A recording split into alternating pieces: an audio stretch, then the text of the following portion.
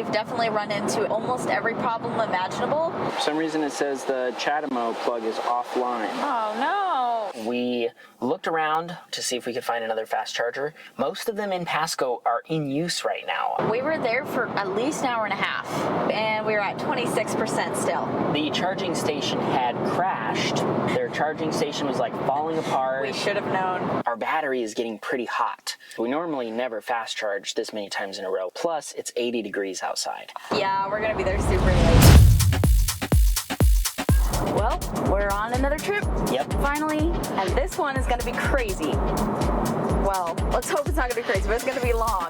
And that to me is crazy. We're going down to Oregon, Portland area to see his family, and it's going to be our longest trip yet, by a long shot. Yeah, round trip, it's over 970 miles. Yeah, how many charging stations do we have to stop? Just on the way to my parents' house is going to be 9 charging stops. Wow. We're gonna stay with them for a couple of days, then we're gonna go down to Oceanside and stay there for a couple of days at an Airbnb that's got a charging station. Yep. And then we're gonna come back from there. Hopefully. So it's going to be pretty crazy because it's going to be a lot of charging, and there's a couple stations like, hopefully everything's working. We'll see. In our last video, we answered some questions about public charging stations and how reliable they are, and this is going to be a great example of a few where we're not 100% sure about how reliable they're going to be, but we've got some backup options, backup plans, and we are going to see what happens. With the way the gas prices are right now, this is the only way that we could actually afford to do this trip by not having to pay for gas all the way there. So I think it's worth the 9 charging stops anyway. Gas is over $5 a gallon right now.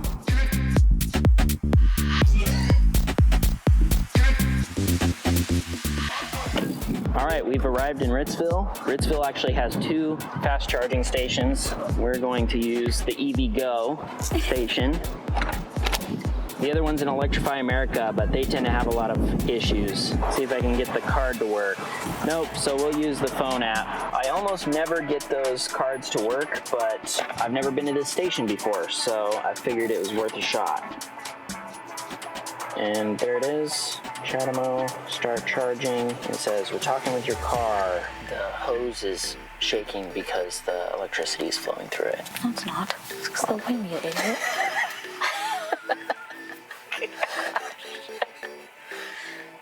Why do you do things to me? He pulls this crap all the time. It's going. He was just having a hard time talking to our car. I think it was just my phone being slow or something. Okie dokie. So we got it all figured out. We had to update some information on the app, and then we were good. Like I said, this is the first time Tesla! ever. Ha! Ha! Ha! Ha! Well, that's 1 to my 3. That's my first Tesla! First day! Oh, no, there's another one. Ha! I already got that one. The one that's up at the hotel? Yes, that's the one that drove by. Oh, yes. we don't know that for sure. So now we're headed to Connell, and we're going to charge up there before we head to Hermiston. Hermiston is the one that's going to be longer, right? The fast charging station that they have there goes down fairly often, so I'm just assuming it's down and that we're going to have to use a level 2 charger instead, which will mean that we'll have to be there for about an hour and a half, which is fine because it's a little before the halfway point, so it's a good time to eat lunch.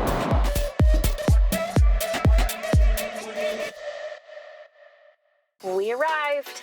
Yep, we're here in Connell. We've got a Shell recharge station to plug into here. And this is one of those little towns that is far enough off the highway. I don't think you'd ever come into this town unless you work or live here. Yeah.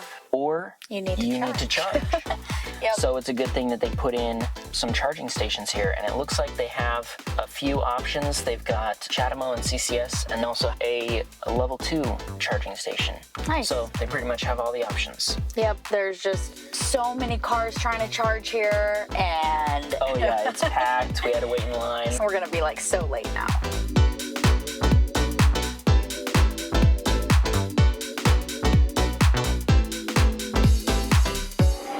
We've arrived. Yep, we're here in Pasco, where they have another high-speed charging station.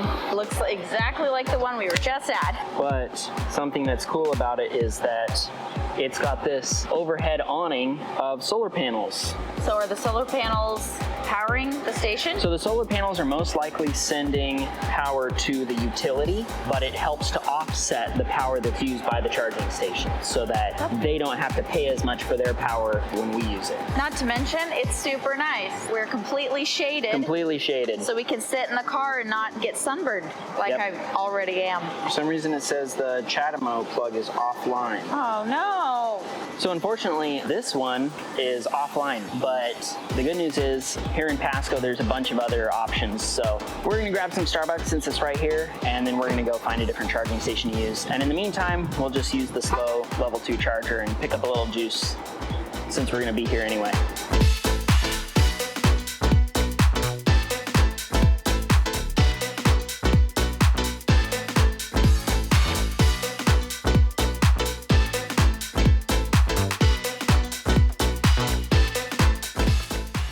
So after getting our Starbucks, we looked around on PlugShare to see if we could find another fast charger, and most of them in Pasco are in use right now. EVs are popular in Pasco. We did find one available at a Buick dealership, which is where we're plugged in right now. We're going to be here for pretty long. We're charging up to 97% before we leave, even though we could make it down to Hermiston with only 67%. Then why are we doing that? Because the charging station we're probably going to have to use in Hermiston is a slower level 2 charger. Whatever time we spend at this charging station is going to shave a lot more time off charging in Hermiston. Yes. We're running behind our original estimate. We're going to get there at about 8:17 p.m. it looks like. All right, so I'm just going to go ahead and say this. I think we're going to get there after 9, maybe even pushing 10. It's noon right now, so I'm just going to put that out there. We'll see. But it's okay. So far, this first third of this trip has gone by really fast. Yeah. And I think it's because our day, it's broken up into charging stops. And it's not like go, go, go. We do leg, stop, do leg, stop. Taking a lot of breaks. Yeah. It doesn't feel so stressed and tired out. Yeah. But we'll see what happens in the next 8 hours. And honestly, the breaks aren't that long. That's true. We got into Pasco with 15%. We plugged in at that level 2 for a little bit and then came over here and we're now at 61%. So it's not taking that long. Most times when we get to a station, 10%. That's how much we want. But the last 2, I think we've gotten in with 12 or 15. Why is that?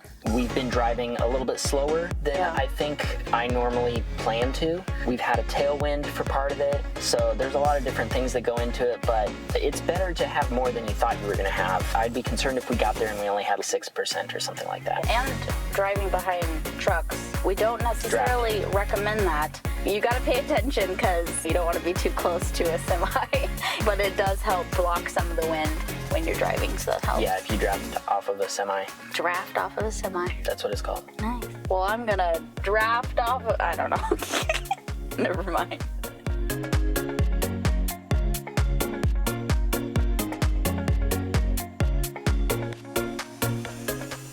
All right, so we're here in Hermiston and our battery is getting pretty hot from all these fast charges. We normally never fast charge this many times in a row like this. Plus, it's 80 degrees outside. With the battery getting hot, we went to a self-service car wash. If you take the spray nozzle at a self-serve car wash and you spray it at the bottom of the car, you can cool the battery down. Debunked. I'm sure it worked to some degree, but not as much as I'd hoped. It was only a few dollars though. Interestingly, the Nissan Leaf is the only modern EV that has an air-cooled battery. All other EVs have liquid-cooled batteries, including this Tesla Model Y that we're parked next to. Tesla, by the way. Oh, no. I'm not bitter at all. Tesla, white one. Are you serious? Yep. Excuse me one moment. I'm losing so hard. I'm gonna have to knock you out and then drive myself.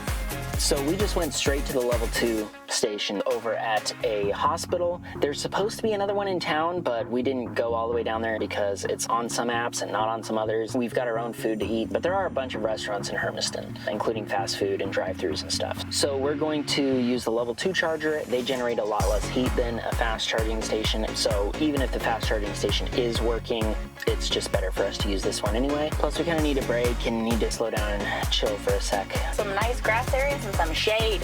Yep. Oh, we'll probably go hang out over there.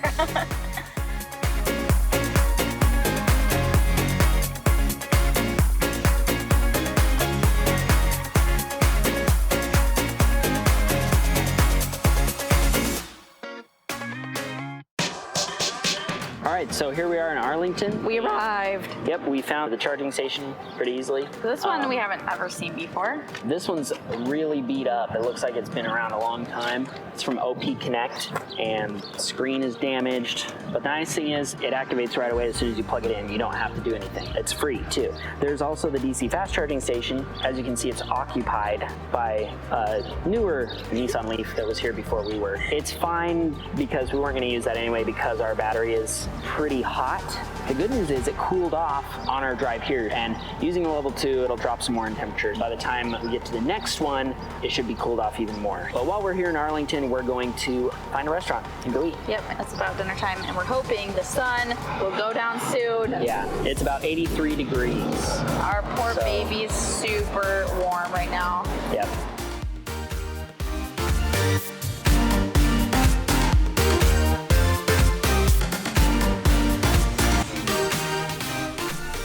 Well, we're on our way to the Dalles from Arlington.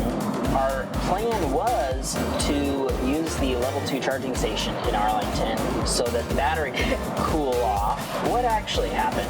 We plugged in, it was working, and we were like, okay, we're gonna go eat. We were there for at least an hour and a half eating. Totally good food, had a great time. Came out there, and we were at 26% still. The charging station had crashed, and it's this little charging station by this little company called OP Connect. Their app sucks. Their charging station was like falling apart. We should have known. But the good news was the other Leaf that had been plugged into the Chatamo station was gone, and the battery had cooled down some, enough that we were able to plug it in and charge up there instead.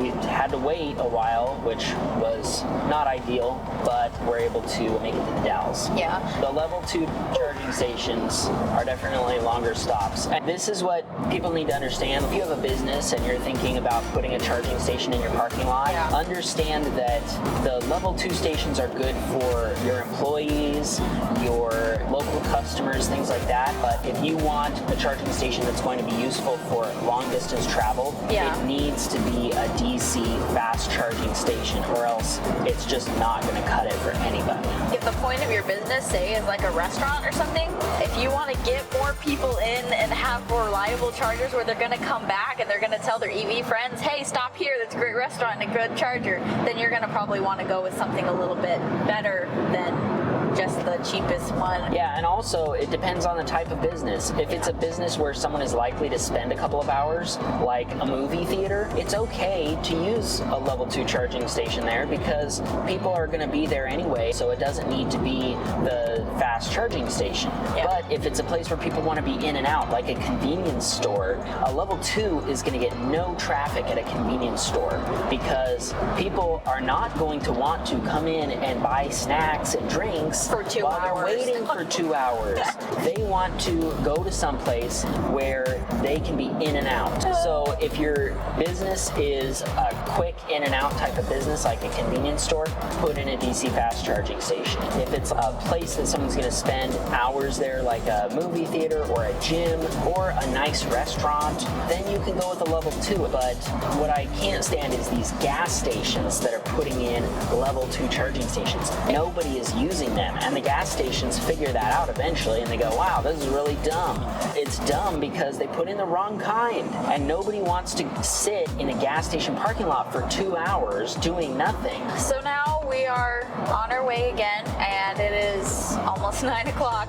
We told his family, yeah, we're gonna be there super late. They don't mind, they're great. I still think it's worth it just for the gas savings. It definitely did take our entire travel day, but that's what this day was. We've definitely run into almost every problem imaginable, but at the same time, we've actually been really blessed to not have our battery overheat. So it could have been a lot worse, and so far we haven't had to be towed.